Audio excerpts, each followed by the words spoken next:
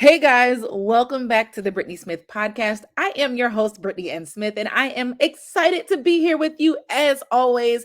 And today we are touching on a topic that we hear all the time. Okay. We hear about this topic all the time. We can never hear about it enough because many of us deal with this thing day in and day out. Many of us deal with it in secret. Not a lot of people know that we deal with it and we struggle with it. And so I think it's time to put this thing to bed, honestly. And I want to equip us with some tools to combat and fight when this thing shows up. So if you're new to this space, I want to welcome you to the Brittnee Smith podcast. I'm glad you're here. You're listening for a reason. I don't believe in coincidence. I only believe in God ordaining your footsteps, your ears to the places that they're supposed to be. So you're here for a reason. And I know that this is going to encourage you. If you're listening, you are a woman who wears a lot of hats. You are a high achieving woman. You are a visionary. You're a person that has a lot of things that they want to accomplish, and you are in the right place. Welcome. We're friends now, and I'm so glad that you're here. So, today's episode is all about crushing the identity crisis, discovering your true self, and conquering imposter syndrome. Mm, mm, mm. We all have heard of the imposter syndrome. And if you're listening right now and you are like me, you have experienced it and you still do from time to time. But I want to talk about it in a way that we can approach it, we can confront it, we can combat it so that we can soar above all the things that are trying to keep us from doing what we've been created to do. All right. So, for those who may not be as familiar with what the imposter syndrome is, it is doubt and insecurity, the feeling of doubt, the feeling of insecurity in spite of your achievements and evident capability. What do I mean by that? It is you feeling like you are not good enough, even though you have all the degrees, more degrees than a thermometer, as they say, right? It is you feeling like you are not equipped to teach the class, even though you have been highly recommended by your colleagues to get the job done. It is feeling like you are a terrible mom, even though your kids are well dressed, well fed, well mannered, and all the things well, but you still feeling like you're a terrible mother.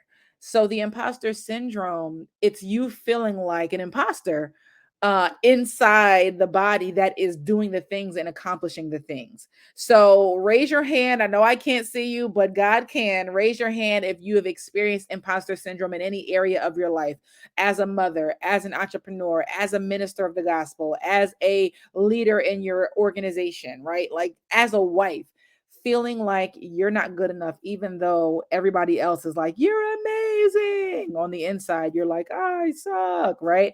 So that is what the imposter syndrome is. And it shows up at the most inopportune times. But I want you to know that you are not alone in experiencing this thing. Some of the most high achieving women, high achieving people experience the imposter syndrome. So let's talk about some of the common thoughts that someone experiencing the imposter syndrome might have. One might be, I'm not qualified for this position.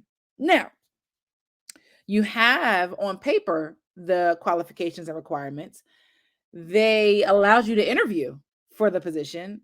They hired you for the position. And yet, on the inside, you feel like you're not qualified. That's the imposter syndrome. One of the things that blesses me that I always remember, somebody told me this, I don't even remember who, but if they invited you to the room, you're qualified. In their eyes, you're qualified. If they extended the invitation for you to come speak, if they extended the invitation for you to come and teach, if they extended the invitation for you to interview and apply for the job or apply and interview for the job, they have already qualified you. But even beyond that, God has already qualified you. Okay. There are things that you are going to have access to as a believer, right? As a person of faith that doesn't even align with or is not even subject to the rules of how things work in the regular world, right? That's called favor. That's what we call it favor, where you get opportunities that either you wouldn't normally get, or someone went above and beyond and went out of their way to position you for something amazing, right? So you are walking around capable, fully capable and fully qualified. And the people around you see that. The people around you see that you're amazing. They see that you're brilliant. They see that you are a lover. They see that you're generous. They see that you're kind. They see that you're a supporter. And somehow, some way, that imposter syndrome sneaks in and makes us feel like trash. But like I said, you're not alone and you're not trash, and you are qualified. So that's one thought that you might have: is I'm not qualified for the position. I just got lucky with my success. It's not really because of my skills. That's another one. Have you ever been congratulated for something, or given kudos or praise or props for something that you did? They're like, oh my god, you did this thing and it was so great, you're so amazing, thank you so much. You're like, it's nothing. We do this like weird uncomfortable thing. Yeah, well, we do all of that. That's the imposter syndrome. You didn't get lucky. You didn't it wasn't happenstance that you were able to do the thing. You're gifted to do the thing. You're graced to do the thing. And so that's another thought that you might have. Another thought might be, I feel like a fraud and somebody's eventually going to find out.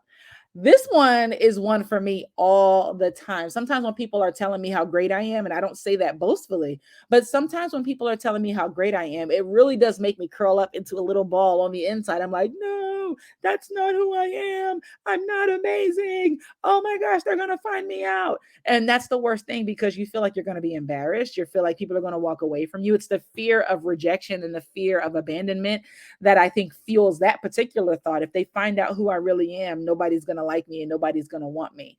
That's a lie from the pit, yo. That's a lie from the pit. That's another thought that you might have. If you're experiencing imposter syndrome, others might be, I don't belong here. Now, you got the same degree that everybody else got. You applied the same way. You paid the same registration fee, whatever it is. And yet we still feel like we don't belong, but you do belong. Another thought might be, I'm not good enough. How many of us have always said that about ourselves? I'm not good enough. I'm not a good enough mom. I'm not a good enough leader. I'm not a good enough wife. I'm not a good enough sister. I'm not a good enough daughter. I'm not a good enough entrepreneur. I'm not good enough. We say it all the time. And so, what we want to do is reprogram our minds to establish that I am good enough. If it's been put in my heart to do, I'm good enough to do it. Okay. Other thoughts might be, everyone else is more talented and skilled than me. That idea of comparison. When you see somebody killing the game and they're in the same space as you, the same industry as you, our natural inclination sometimes is to compare ourselves and really just feel like that person is better. I don't know why we do that to ourselves. But we see other people as more talented and qualified. I'm afraid to take on new challenges because I might fail and prove that I'm not as good as people think.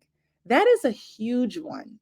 That is a huge one for those of us who are people of influence in our circles. We are, like I said, leaders. There are people looking up to us. We will refrain from trying new things because we're afraid to fail and afraid to have other people witness our failure. Now, on the flip side of that, we forget that they see us more holistically than we see ourselves. And so, even what feels and looks like failure to us, they're looking at it as, wow, what a great try, or wow, I could never do that. Like, people are always looking at us and thinking that we're doing something extraordinary. And on the flip side of that, we feel like, no, we feel like it's not extraordinary, it's just regular. And so I want to speak to that today. If you're listening to this right now, you are extraordinary. You are not regular. You are a big deal. You are phenomenal. You are a game changer. You are a head turner. You just are. You are awesome. You're skilled. You're talented. You are unique. You are created to do what you're doing. You're graced for it. And so I want you to understand that knowing who you are is one of the biggest things that's going to help you combat the imposter syndrome.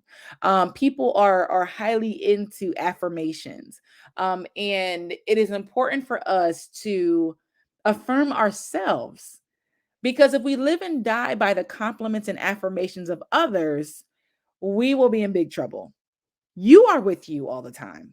Your cheerleaders aren't with you all the time. Your haters aren't even with you all the time, but you are with you all the time. God is with you all the time. So you need to get into the habit of affirming yourself. When's the last time you created something or you accomplished something and you said to yourself, I did a good job on that. I did that thing. I did that. That's my best work right there. When's the last time you said that about something that you did? Yeah. You have to know who you are. I dare you right now to write down 5 affirmations, 5 I am statements about yourself. I am flourishing. I am wildly creative. I am an amazing mom. I am a gift to my family. I am a leader worth following. I am an influential person. I am an internationally known podcaster. What is it? What is it that you are? I want you to write down 5 of those things and put them somewhere. I dare you to post them on social media, hashtag the Brittnee Smith podcast, right? I dare you to um, declare who God says you are. One of the young ladies in our young adult ministry just shared this on Sunday, that we have to dig into God, dig into prayer so that He can tell us who we are. Right? Like, if you want to know what something is or the purpose of a thing, you go to the creator of the thing, right? And so, if you're struggling right now with identifying who you are and whose you are and all those things, pray about it. Pray about it. Ask somebody to pray about it with you, so that you guys can figure it out together. And again, that's also something. Once you're sure about who you are, you will be able to better combat the things that come with the imposter syndrome. All right, and then you want to be able to know who you are, because it also helps with making decisions. So on a very basic level, right? For example, if you know that you prefer Pepsi over Coke, right? That helps you, one, to be more decisive in your decision making when you're out deciding on a beverage. But two, it allows you to share with other people how to treat you, right? Like, I know, no, thank you. I prefer Pepsi over Coke.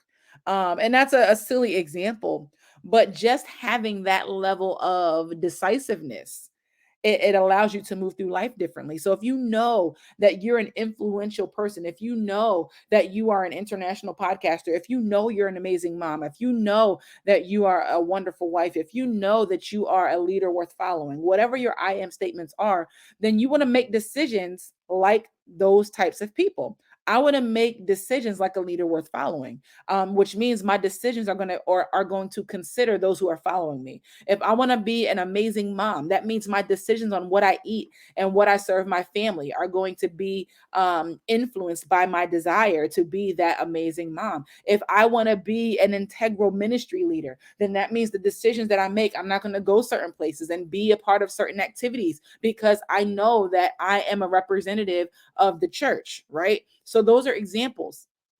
Those things help me to reinforce the person that I truly am. And the imposter syndrome has a harder time breaking into those things, because the imposter syndrome tells you a lie. The imposter syndrome tells you a lie. And so if you fill yourself with the truth of who you are, if you fill yourself with the truth of who God is, then the imposter syndrome has a harder time breaking in and taking up root. Does that make sense? I hope that makes sense. This is how we combat the imposter syndrome, getting a better idea and a better knowing of who we are ourselves. So let's talk about some practical tips for overcoming the imposter syndrome. All right. And so one of the things that we have to practice, and we really don't, but we need to get into the habit of practicing, is recognizing and acknowledging our own accomplishments.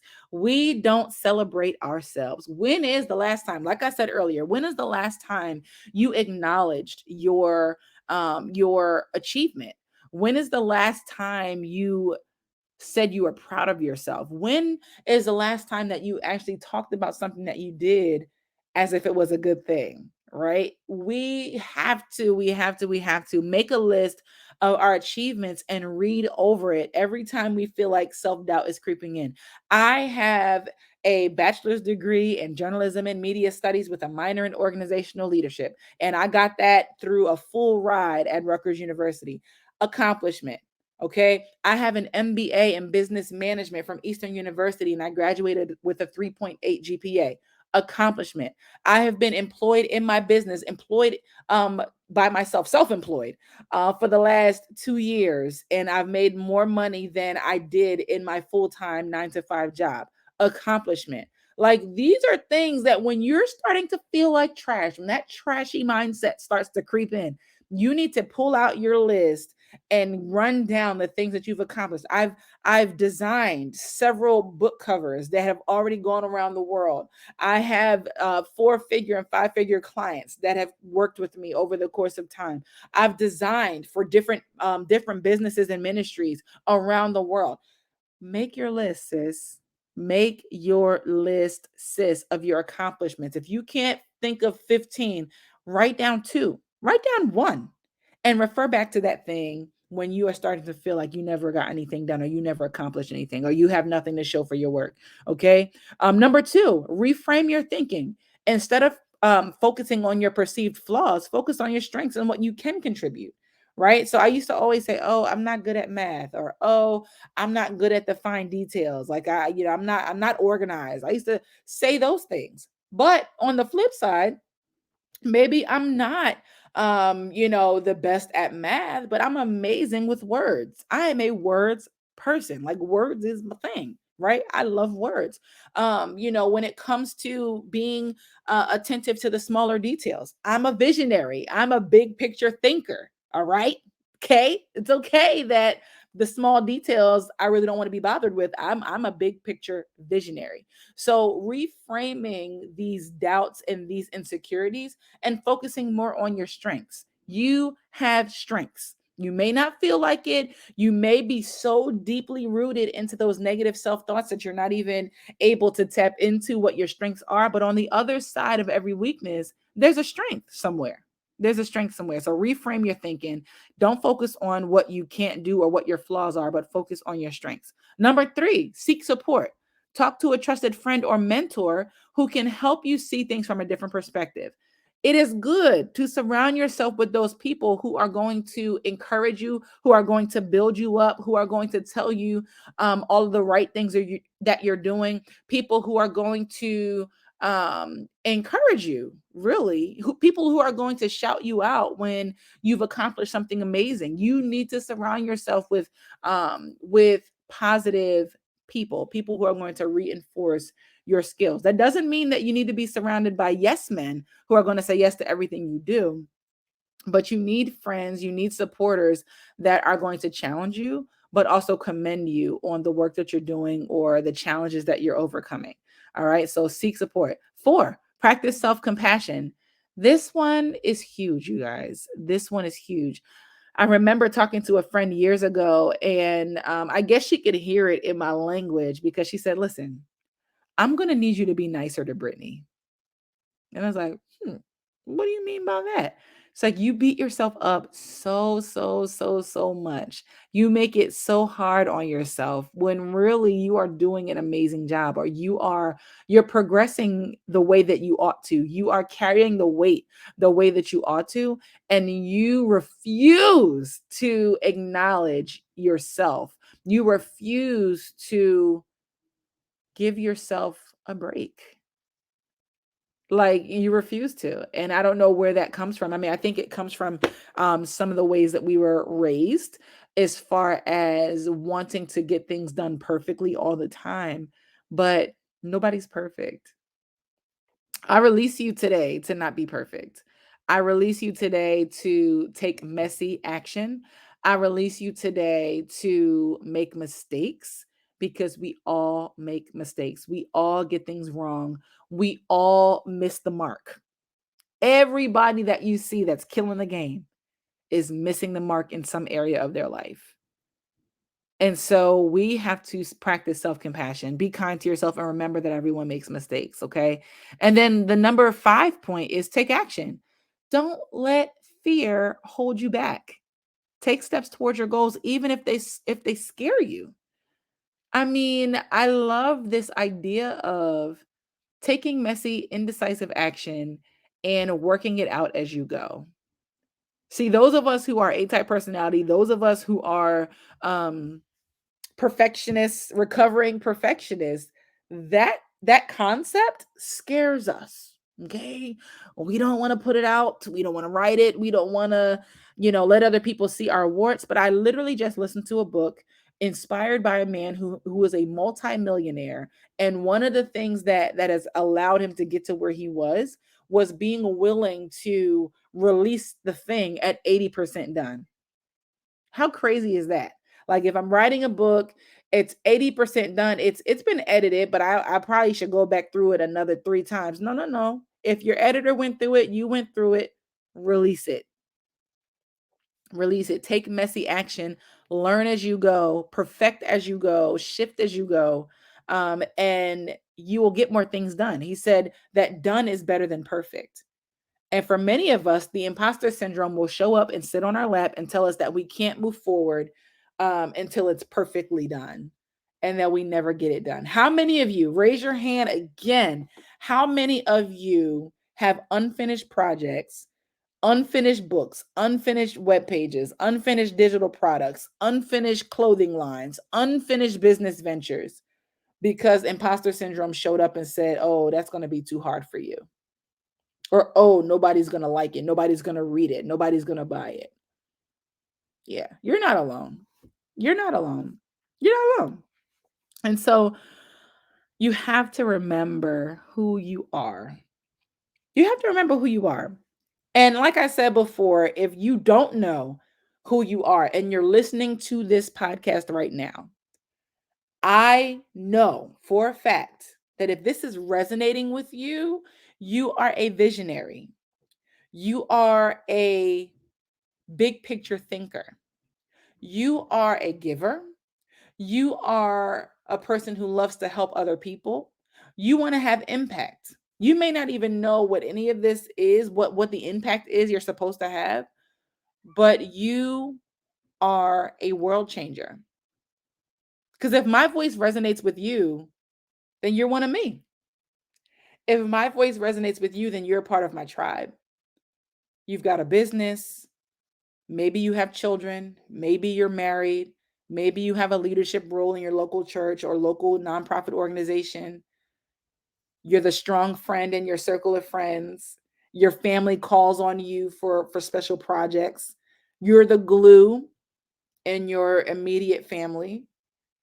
If that's who you are, I know you're incredible. I know you're incredible. I know that you're strong. I know that you have big dreams. I know that there's a fiery passion on the inside of you that's waiting to be released. We got to fight that imposter syndrome. We have to recognize and acknowledge our accomplishments. We have to reframe our thinking. We have to seek support. We have to practice self-compassion and we have to take action, girlfriend. We have to take action. So, I want to know what it is you're going to do in the next week, in the next 72 hours, what you're going to do to break through the identity crisis, break through the imposter syndrome.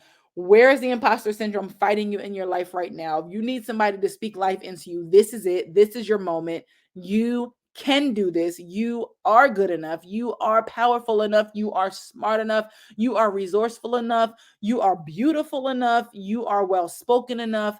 You are enough. That's it. So I'm so glad that you decided to listen today. I hope that you were encouraged. Send me an email. Send me an email at brittneesmithpodcast@gmail.com. I want to hear from you.